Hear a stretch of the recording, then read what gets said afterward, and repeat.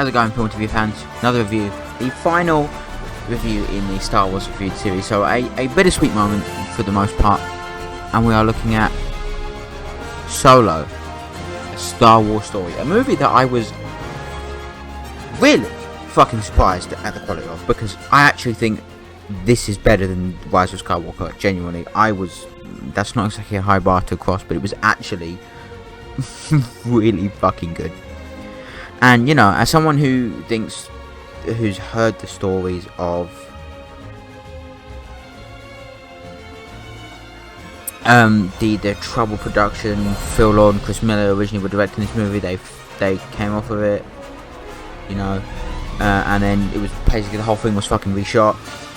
It doesn't paint a good picture, but the product, the end result, is actually a really good movie. And I think what really, and I mean really, brings this movie together is its phenomenal cast of characters. And I don't even mean just the characters, I mean the actors involved are so much talent. You've obviously got Alden Ehrenreich as Han Solo, and then Joonas Suotamo as Chewbacca, but you also have Woody Harrelson in this movie, Emilia Clarke, Donald Glover, Tandy Newton, Phoebe Waller-Bridge, Paul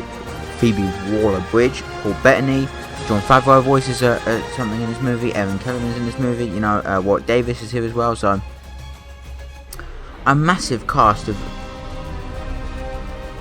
really talented people. You've also got Anthony Daniels in this one as well. Not as C-3PO though, but he was in the last one. Rogue One. So it really is the whole cast that brings everyone together. And let's also not forget Ray Park as Darth Maul at the end.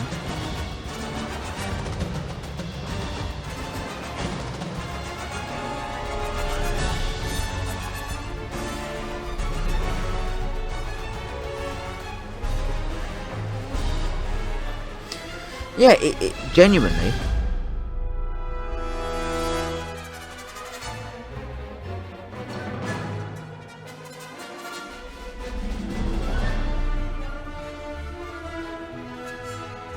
Genuinely, a great movie.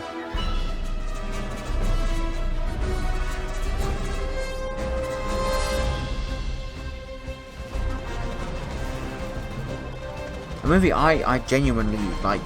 Was not expecting it to be this good. John Powell score again on top form too. I won't lie, it's a good score. Again, it's just the cast that really makes this movie as good as it is, and I genuinely just love it for that reason. It's a phenomenal movie. Well, it's not phenomenal. It's not without its flaws and its issues, but it's a great story told well. I think the things it sets up, brilliant. Obviously, we see them happen in future movies, but the things it does them well. So, yeah, I mean, I think really this is a great point to say I've had so much fun looking back on these Star Wars movies. This whole series has been about going back and watching a series that, while I don't have the same nostalgia that a lot of people who review these films in 2022 have, I still enjoy each and every one of them, and I think it is quite possibly one of the greatest franchises, you know, created by a single man with a vision. And you see all these interviews and these behind the scenes stories in the Empire of Dreams documentary, which I'll be reviewing shortly, not today, not tomorrow, unfortunately, moving to Netflix show, but after the Netflix review, we'll be moving nicely into we'll do Empire of Dreams and some more Marvel stuff, and I'm even thinking of doing a series where I review bad Bruce Willis movies, but I won't call it that because we know why he did these movies now, and it's unfortunate. So I'll try and find a nicer title. Modern Bruce Willis movies might be a better title. Yeah, that will probably be the right one.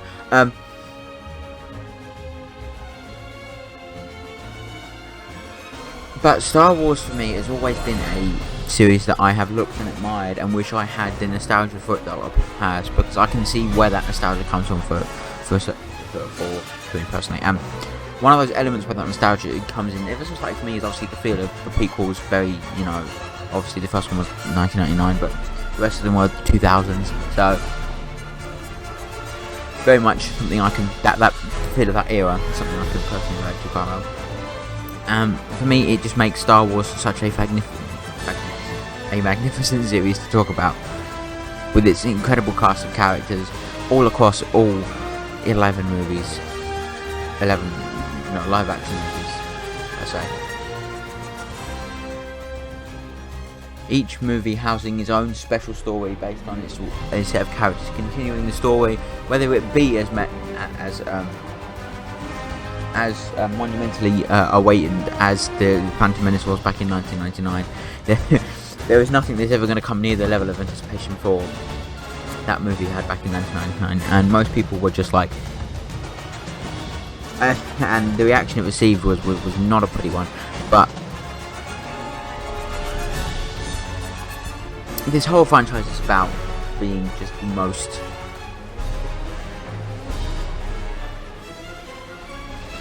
wonderful franchise that, while in recent years it may have become one of the most divisive, well, not even recent years, but in general it's always been one of the most divisive franchises out there, but it's more so since the prequels, and even the sequels caused more outrage as well, and some not very nice sides of the fan base as well. But if we look past that, Star Wars has always been the bread and butter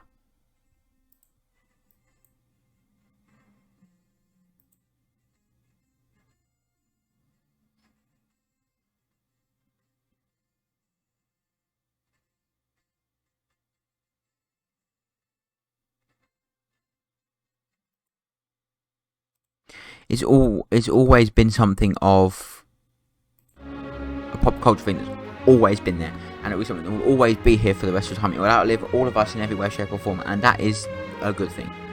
That is a good thing. It's one of the most iconic franchises ever made, from the most iconic moments, the most iconic pieces of music and score, from some of the most iconic characters in all of media. You know, from I Am Your Father to many other moments that are iconic, maybe that being the most. It's been a real joy to look back at this franchise that has had the highest of highs and some fairly low lows, but I wouldn't say lowest of lows. So, you know, thank you for joining me on this journey. Star Wars. I'll see you in the next one. Bye bye for